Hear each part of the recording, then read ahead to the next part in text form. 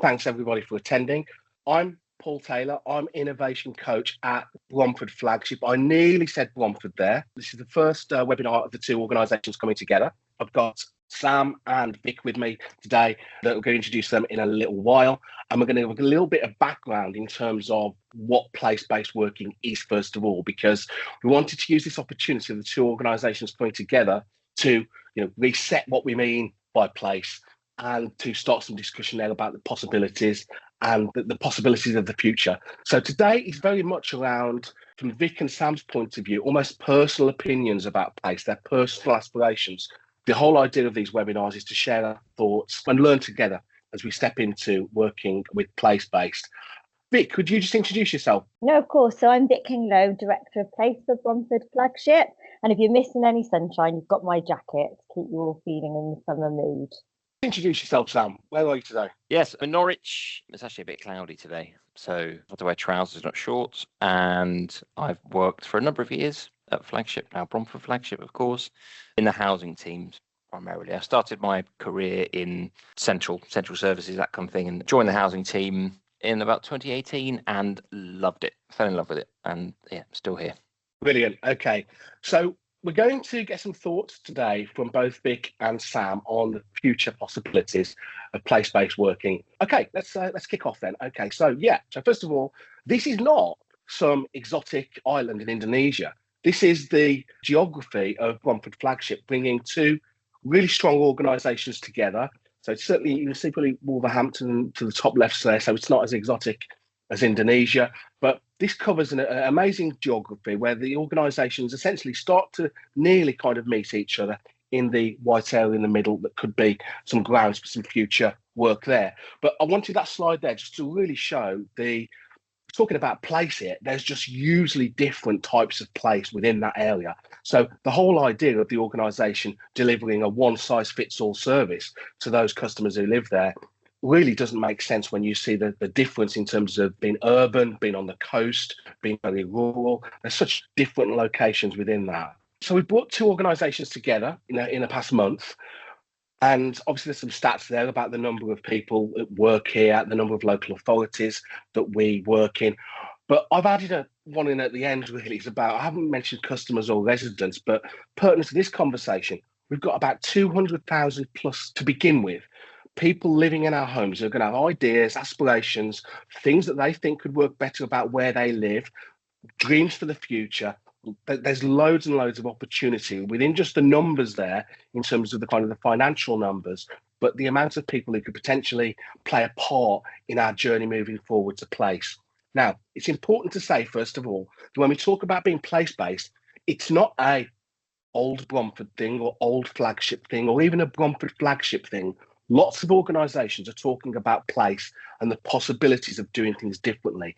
And that's essentially because there is a mood that a lot of services have become disconnected from the people that they're meant to serve. And the best way to do that is to start from bottom up and work locally to decide what should fit in those places. So whether it's the NHS, whether it's education, whether it's local authorities, place is a conversation that we're all having.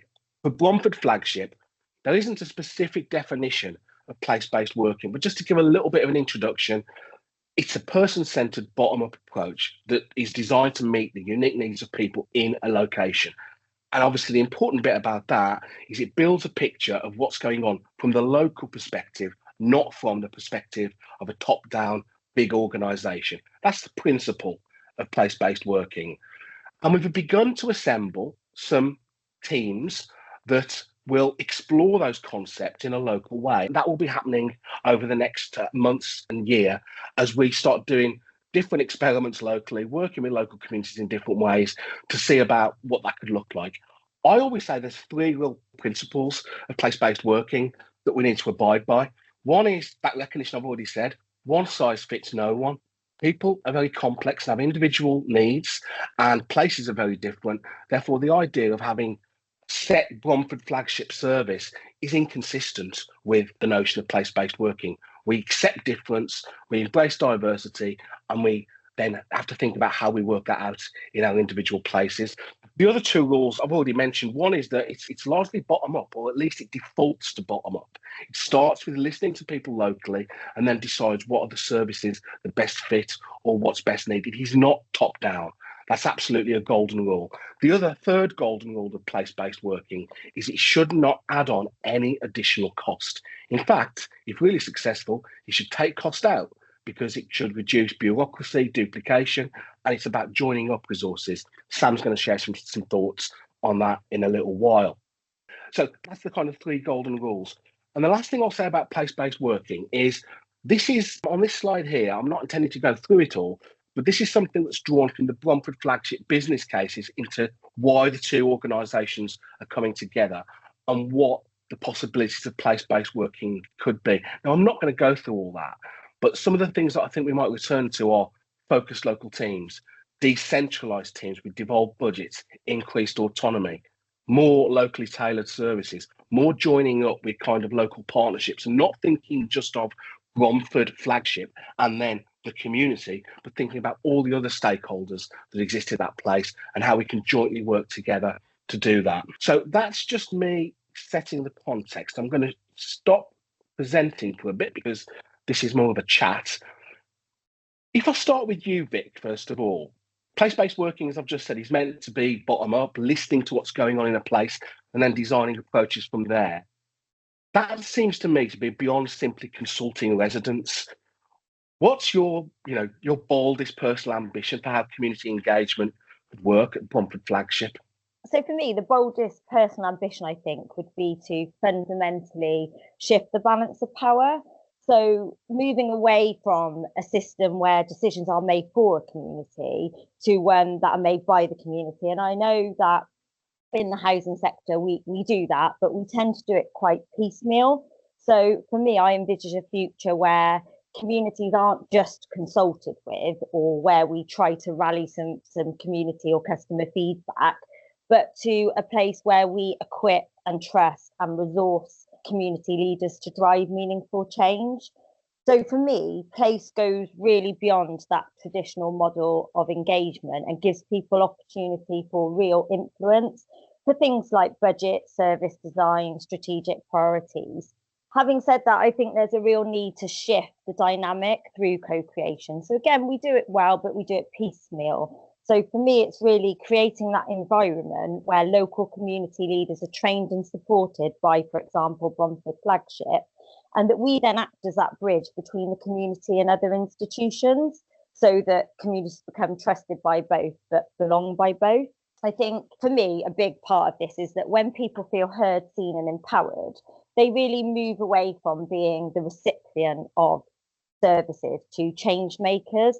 And that's the kind of transformation that I want to see with place, where communities are effectively not thriving because of us and the services that we provide, but more because of themselves, their own resilience, their own assets.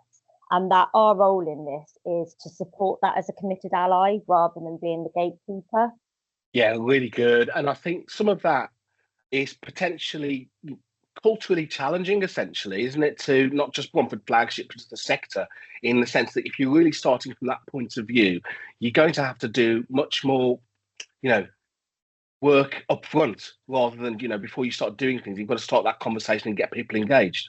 Yeah, you've got to create those networks, haven't you? And I think psychologically, we're in these roles to serve our communities and serve customers.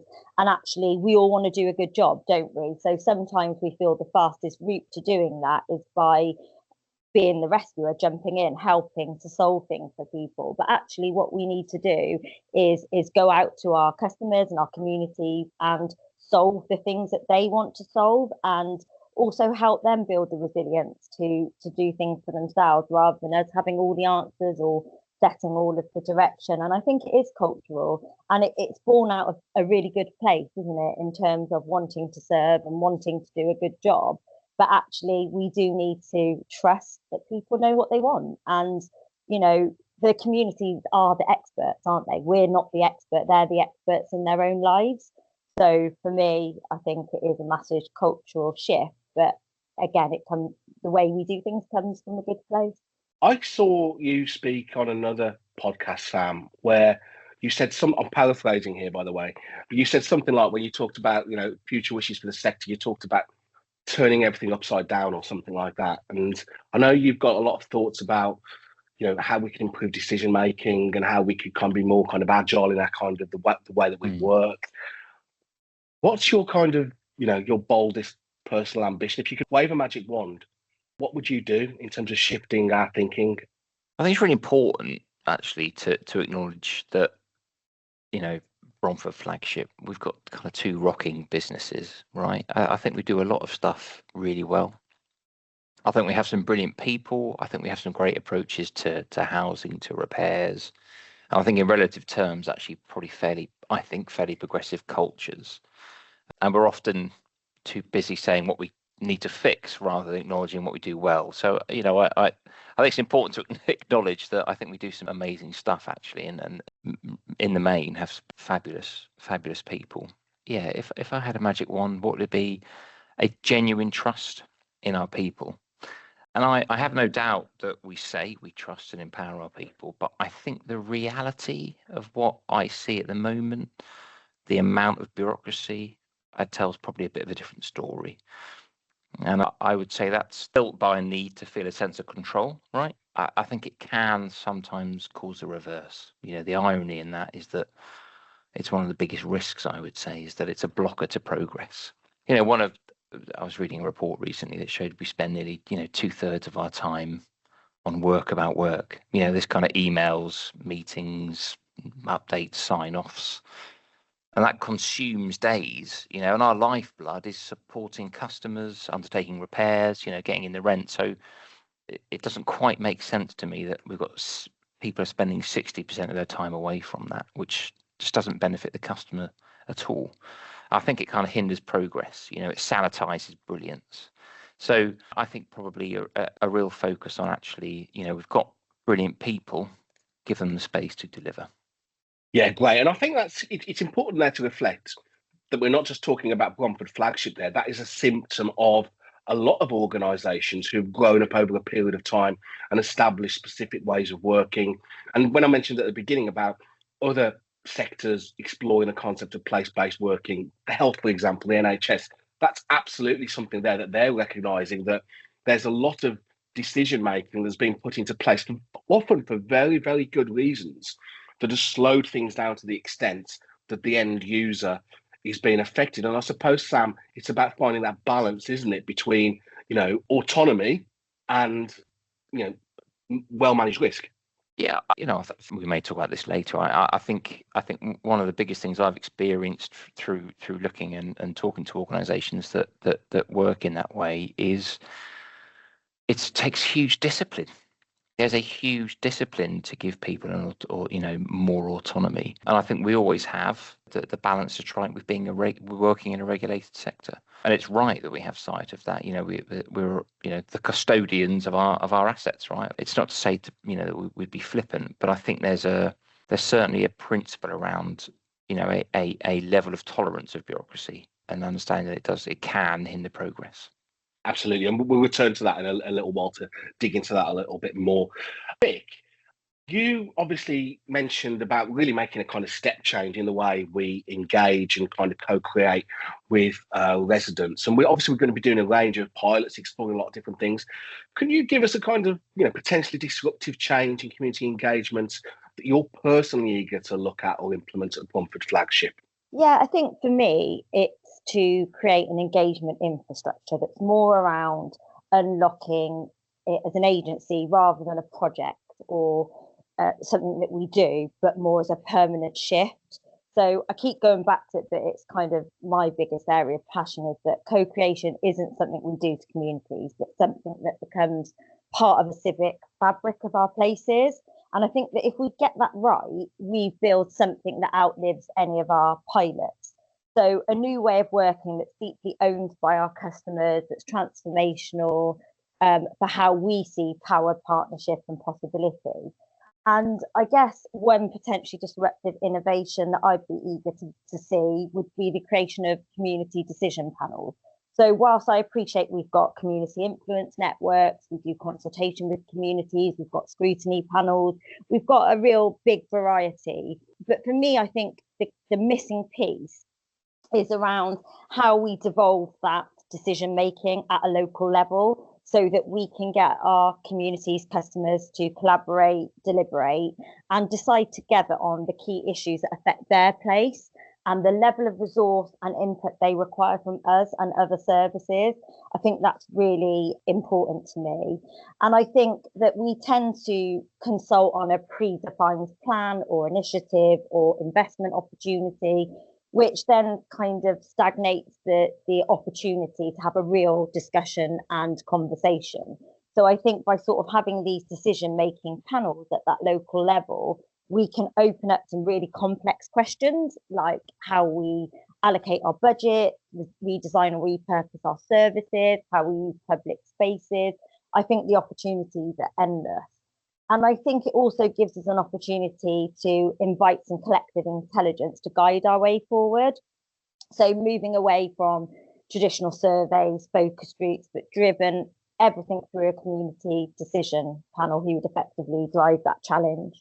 And I think it's really important that we seek inclusivity, because I personally want to flip the way we look at things and who we see as experts. I think we need to train and support customers to become community designers.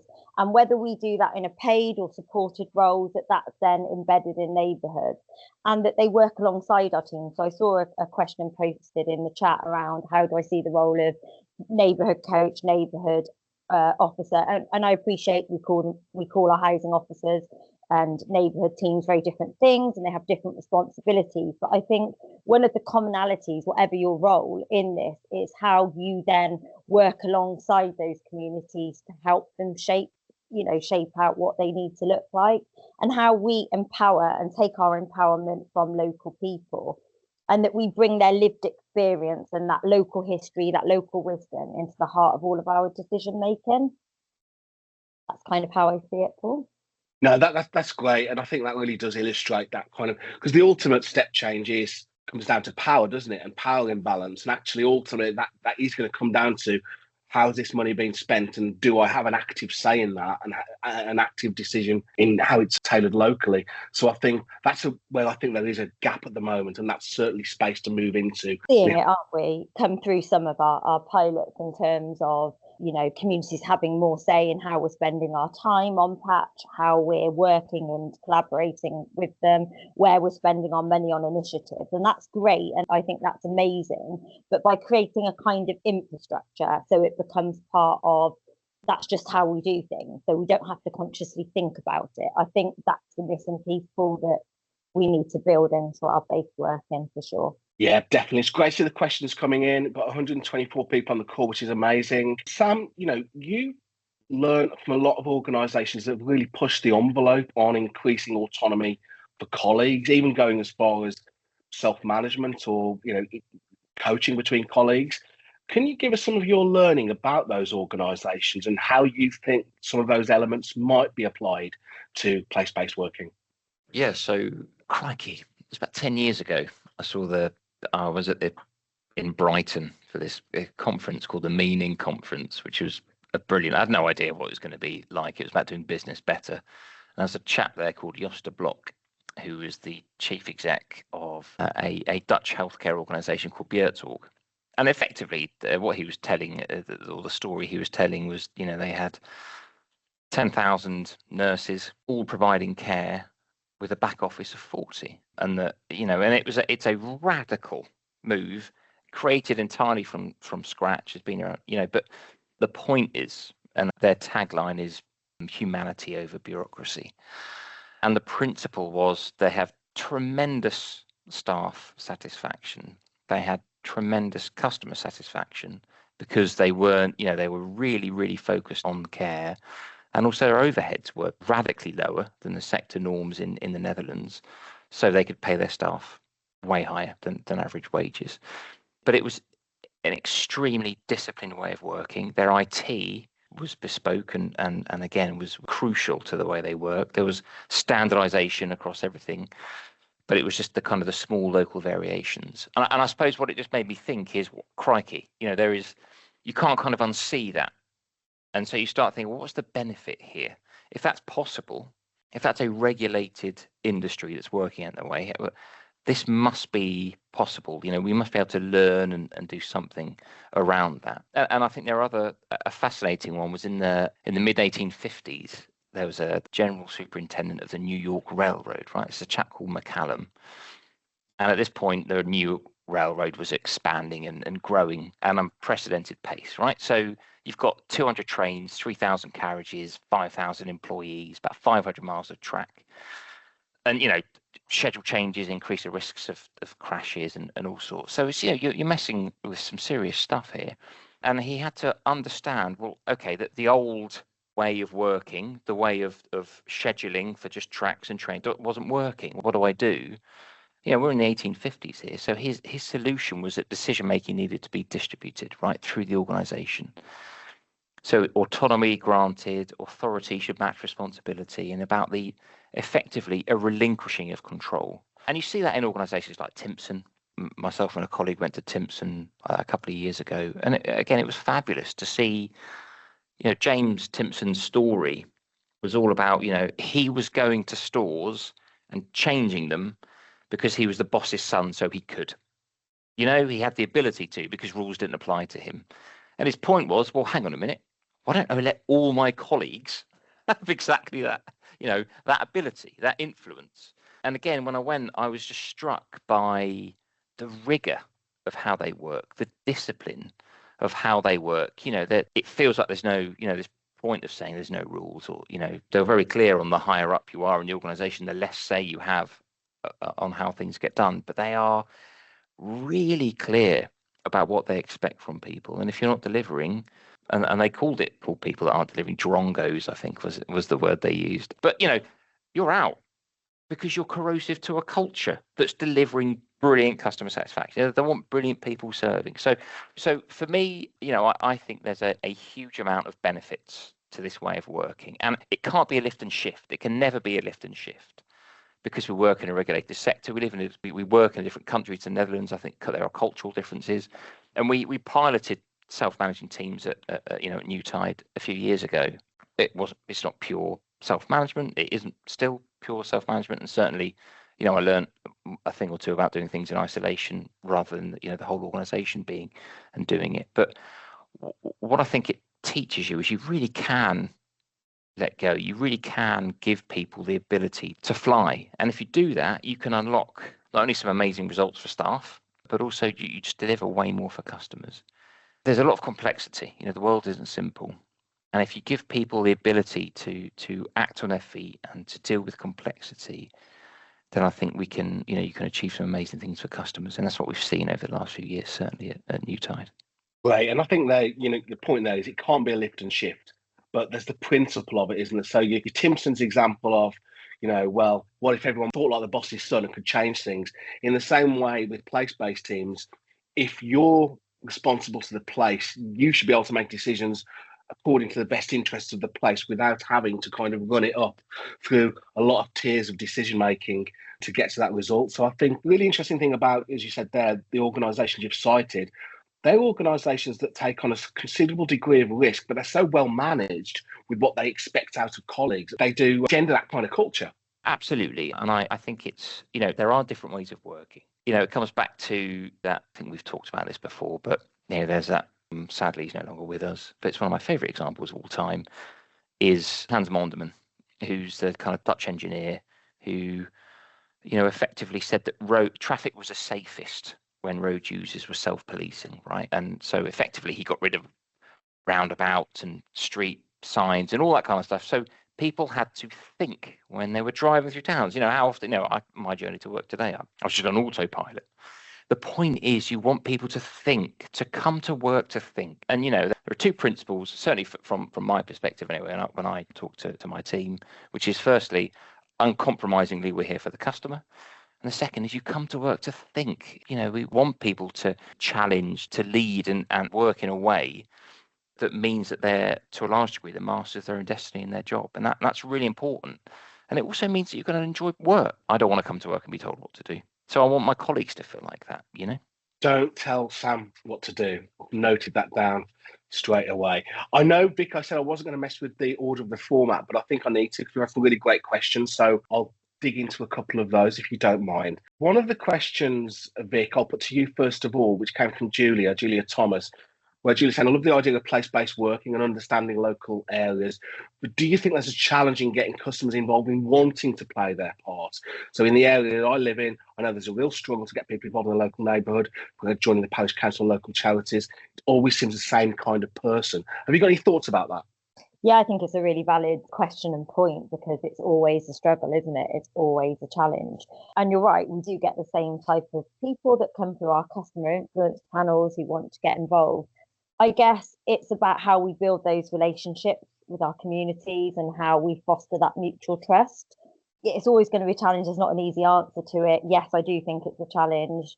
Do I think it's also an opportunity? Probably. I think how we get out there and actively promote it to our communities is important. How we use those already kind of existing structures like the parish councils, like the community groups, the voluntary sector to kind of help drive some of that forward as well. I think place is really about linking up.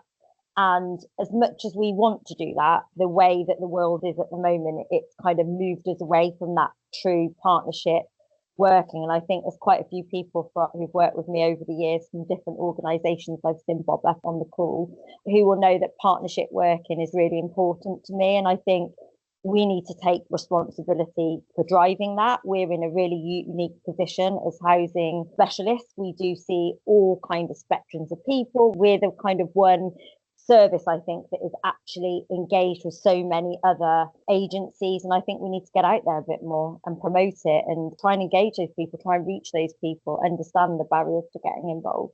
Do you want to come in there, Sam? Yeah.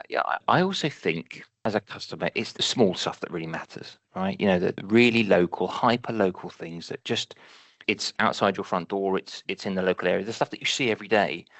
And again, it comes back to, for me, that principle of, I'll use the experience that we've had with our neighbourhoods team. We've been on a journey there. By neighbourhoods, I mean grounds, cleaning, people out doing mowing, etc. Previously, cut to like 3 years ago, we just go out, we just mow the lawn and we'd leave. That was it. I'm not there to talk to anyone. I'm here doing a job. I'm off. Transactional. See you later, mate. And that's fine for that time. It's not anymore. So clear with that wonderful bunch of people who actually also, by the way, want to get involved and talk to people. Just rather than doing that, own the area, stop, think, and talk to people, talk to customers. And what we're seeing out of that is people saying, well, hang on a minute, I'm having an issue with that shrub or that bush needs sorting. Like, do you know what? I'd rather you just left it. Or there's a bit of land over there that I think you own, you don't know you own. Can we do something with that, please? That, again, it's encouraging people to feel like they've got the time to be present in communities and not just, I'm here doing a job and doing one, but actually enable them, again, to just have some time to think and do what's right and work with customers to do that. Yeah, brilliant. And I think there's a couple of items in the chat where people have mentioned as well about capacity-based community development and thinking as well that obviously if you engage with people as a housing association, your audience is always going to be fairly small. Whereas if you say you're engaging about exactly what you just said, Sam, well, they're not the little things, they are the things that matter to people, then of course people will engage because they've got a vested interest. It goes back to Vic's point as well. If you feel you've got an active, my thoughts really do lead to a decision and they do matter, then people are much more likely to engage. So I think we've got to demonstrate some of that as well in terms of the impact of listening to people.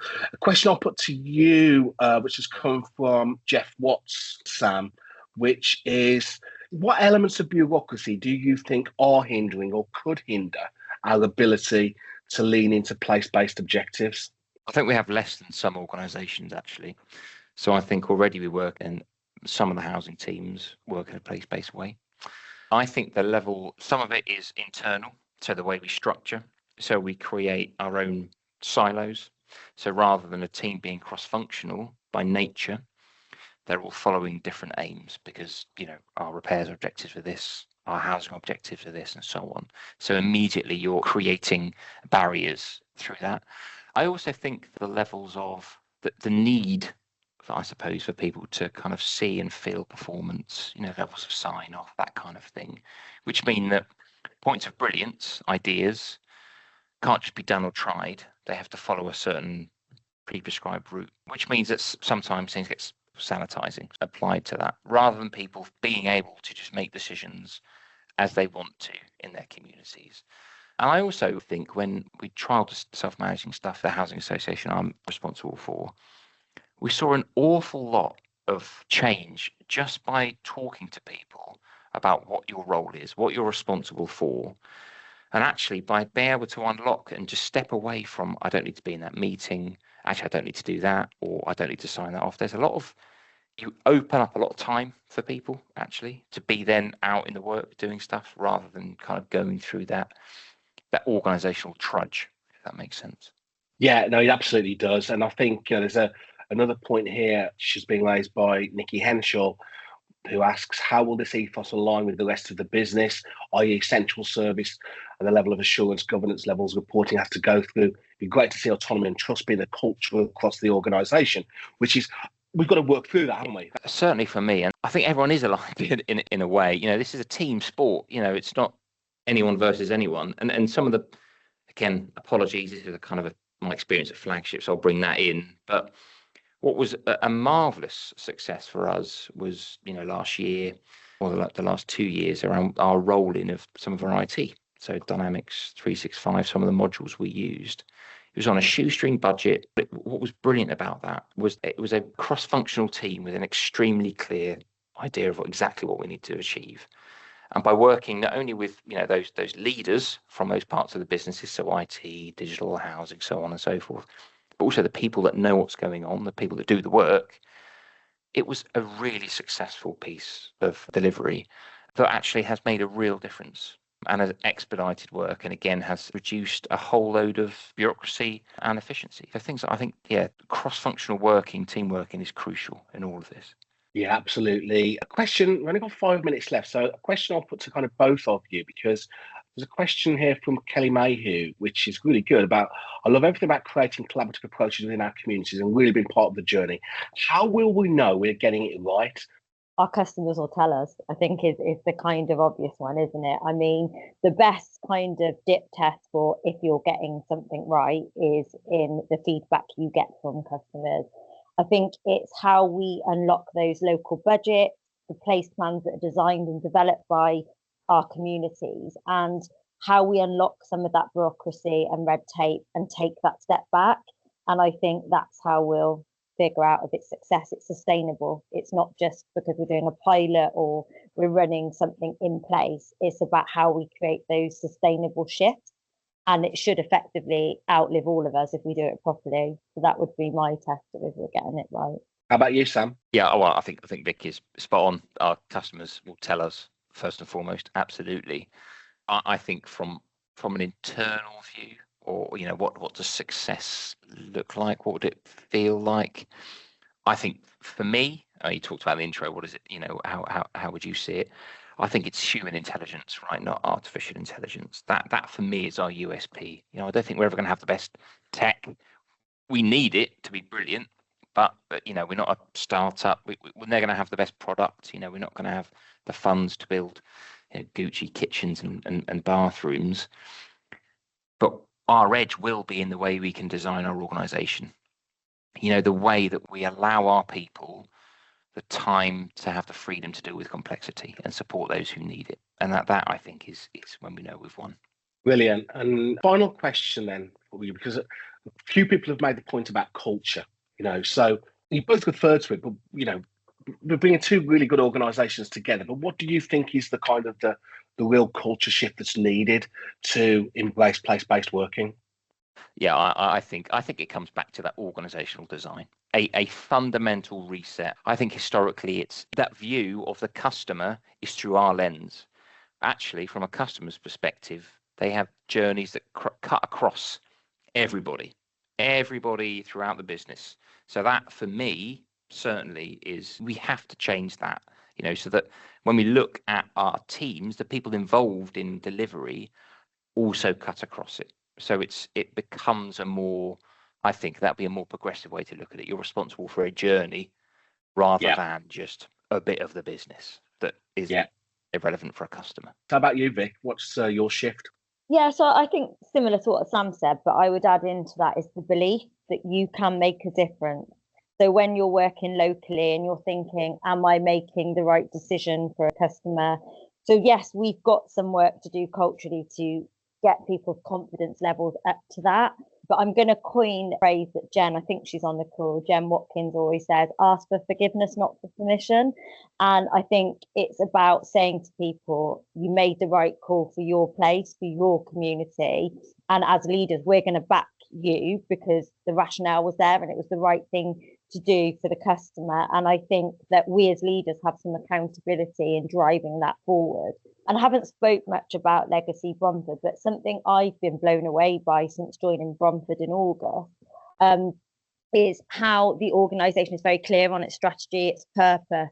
But I've been around a few organisations and I've never worked for an organisation where the strategy is so embedded and ingrained to the DNA of who we are as an organisation. So I think if we get it right there, we will open the door for our colleagues to feel empowered, trusted and engaged. And I think as senior leaders, we have a massive, massive part to play in that.